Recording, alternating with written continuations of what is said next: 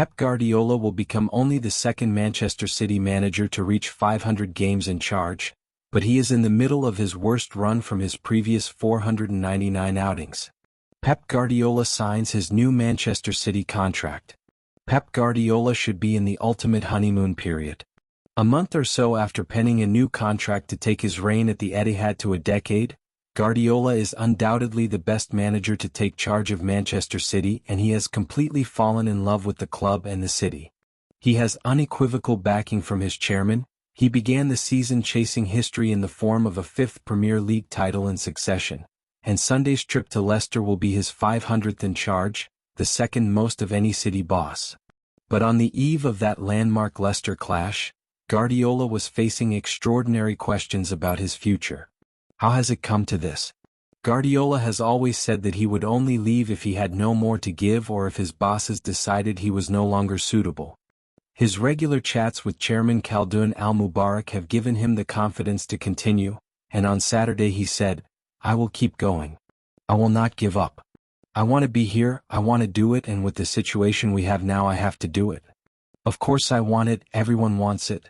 I don't want to disappoint my people in terms of the club, the fans, the people who love this place. The biggest test is to come back again. That has already happened, we have done that before. That makes you remember how good the past was, that's the truth. This makes you realize how good it is what we have done in the past." It shouldn't need saying that Guardiola is committed to the fight. He has vowed to remain in charge regardless of any potential punishments handed down by the Premier League, and the ink on that new contract is barely dry. On signing that contract he spoke of a rebuild, wanting to leave City in a stronger position than they currently are. That probably means phasing out some genuine club legends and breathing new life into a squad that has been exposed by injuries and fitness this season.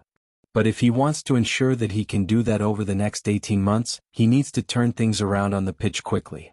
Leicester have been a banana skin for him in the past, but they are struggling and should be the perfect opponent to kickstart the season.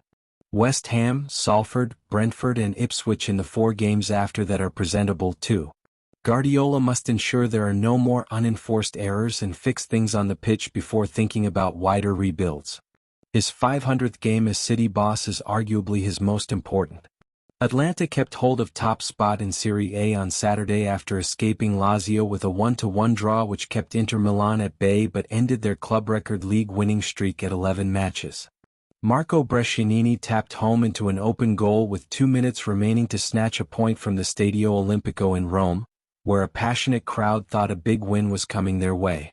Instead, Atlanta will end a historic year a point ahead of Inter, who have a game in hand, after the champions briefly drew level on points with a 3-0 win earlier at Cagliari. Europa League holders Atlanta will lead the league even if Napoli beat Venezia on Sunday and draw level on 41 points with Gian Piero Gasperini's side, who have a significantly better goal difference than the 2023 champions. Should two teams finish level at the top of Serie A come the end of the season, they will face off in a single match to decide the destination of the Scudetto, which Atlanta have never won. "We struggled for long periods in the first half, but we were much better in the second," said Atlanta coach Gasperini. "This year has been the best year in Atlanta's history. Let's hope we can make 2025 the same." Atlanta showed great character to battle back from Fizeo Deli Bashiru's 27th-minute goal, which came in an intense opening period from Lazio. The away side were initially blitzed by Lazio, with Marco Carnesecchi making 2 sensational stops before Matteo Guendouzi curled a great strike off the post in the 11th minute.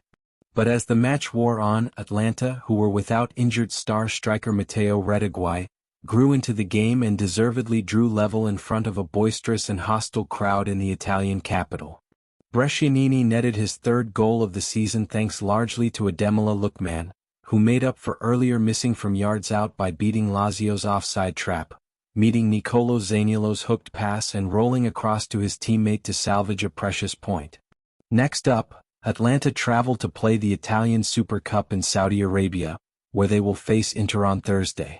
Lautaro Martinez ended an 8-match scoring drought at Cagliari, netting the second in an engaging contest in Sardinia, which Inter won with second-half goals from the Argentina striker, Alessandro Bottoni and Hakan Calhanoglu. Inter have won their last 5 in Italy's top flight, scoring 19 and conceding just once, a burst in form which has re-established Inter as favorites to retain the Scudetto. The only thing missing for Inter were goals from captain Martinez, who hadn't scored since November 3 before he prodded home Nicolo Barella's cross in the 71st minute on Saturday.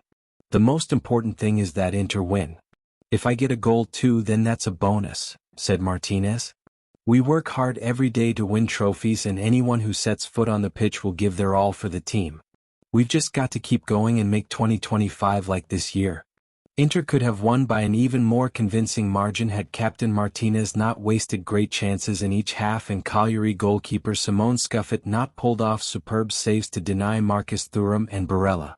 But Martinez did net his 7th goal this season in all competitions, and 7 minutes later Calhanoglu made absolutely sure of the points from the penalty spot. Cagliari are just inside the relegation zone after a 4th consecutive defeat for Davide Nicola's side, a point behind Verona and Como, who both play on Monday.